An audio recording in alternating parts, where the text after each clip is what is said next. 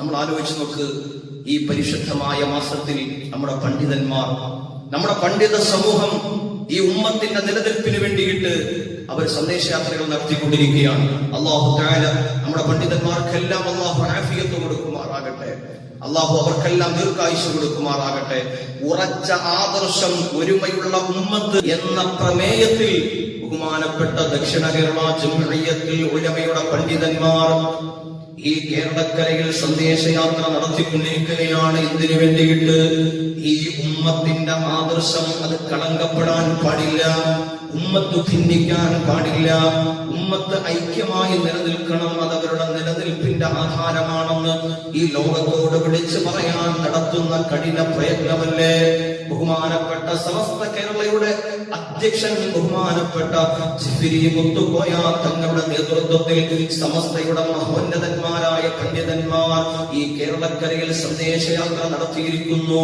അല്ലാഹുവേ, ആദർശ വിശുദ്ധിയുടെ നൂറ്റാണ്ടുകൾ എന്ന പ്രമേയത്തെ, ഈ ദീനിനൊരു പ്രമേയമുണ്ട്, ഈ ദീനിനൊരു പാരമ്പര്യമുണ്ട്.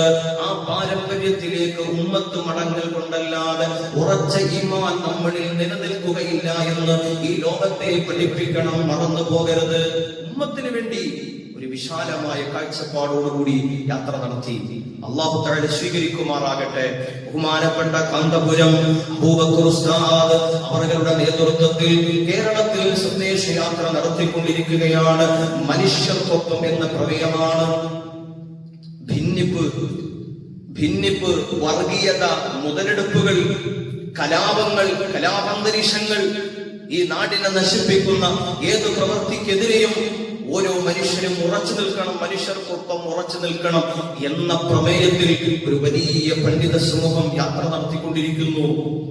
അതായത് ഈ ഉമ്മത്തിന് വേണ്ടിയിട്ട് പണ്ഡിതന്മാർ ഒരുമിച്ച് കൂടുന്ന യാത്രയുടെ വേളകൾ നടന്നുകൊണ്ടിരിക്കുന്ന പരിശുദ്ധ റജബിൽ നമ്മൾ ഓർത്തിരിക്കണം, അള്ളാഹുവിന്റെ പ്രവാചകർ സ്വല്ലല്ലാഹു അലൈഹി വസല്ലമ തങ്ങളുടെ യാത്ര ഈ പുണ്യമായ മാസത്തിലാണ്.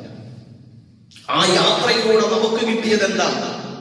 ആ യാത്രയിലൂടെ നമുക്ക് കിട്ടിയത് ഒരിക്കലും മനുഷ്യർ ഭിന്നിച്ചു പോകാതെ ഒരു സഫിൽ അണിനിരന്നു നിൽക്കുന്ന, തോളോട് തോളും ചേർന്ന് നിൽക്കുന്ന, ഈ ലോകത്ത് ഒരു മതത്തിനും പകരം വയ്ക്കാൻ കഴിയാത്ത ഒരുമയുള്ള ഉമ്മത്തിന്റെ ഏക ആശ്രയം അത് അസ്സലാ, അത് നമസ്കാരമാണ്.